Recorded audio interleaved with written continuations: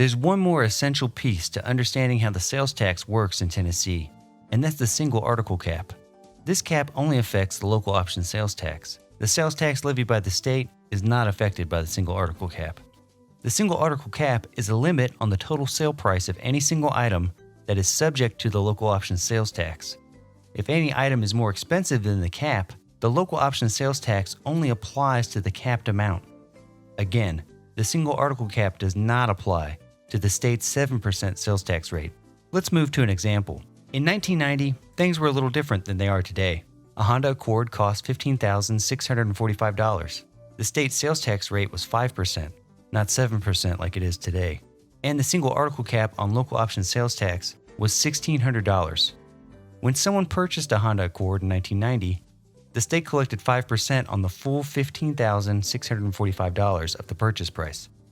Meanwhile, the single article cap on local option sales tax limited the amount of sales tax revenue collected to the first $1,600 of the purchase price. Let's assume the highest local option sales tax rate of 2.75%. The result? The state collects $782.25 on the full purchase price. A mere $44 in local option sales tax is collected on the first $1,600. And just as we've explained previously, the local option sales tax is divided between the schools and the town or city where the tax was collected. After the Department of Revenue and the county trustee remove their two fees, less than $22 are returned to the city or town where the tax is collected. In 2002, when the state was facing a severe budget shortfall, they raised the single article cap to $3,200. However, the state applied the maximum rate of 2.75% to all revenues collected between $1,600 and $3,200 and redirected these revenues to the state's general fund, rather than the schools and local governments where the item was sold, as had always been the case. Here's what that looks like today. A Honda Accord in 2022 cost $26,120.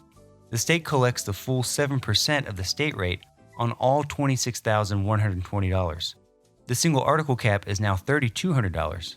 Cities and towns receive local option sales tax revenues collected on the first $1,600. The state receives local option sales tax revenues collected on items with a sales price of $1,600 and up to $3,200, today's single article cap. The result? The state collects $1,828.40 by applying the state's 7% rate to the full purchase price.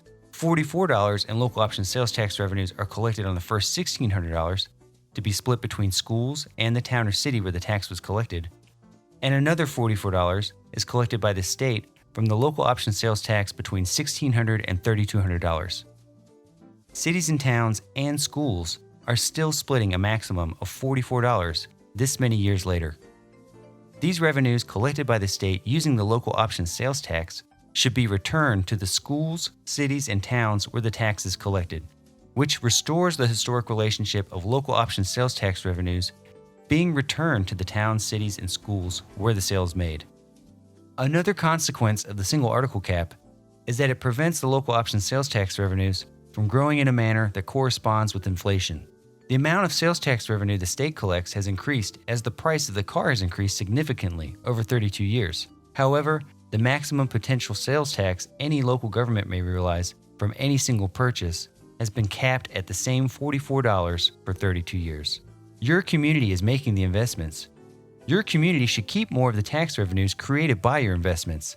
The state should return this share of the local option sales tax to the towns and cities where it is being generated and collected.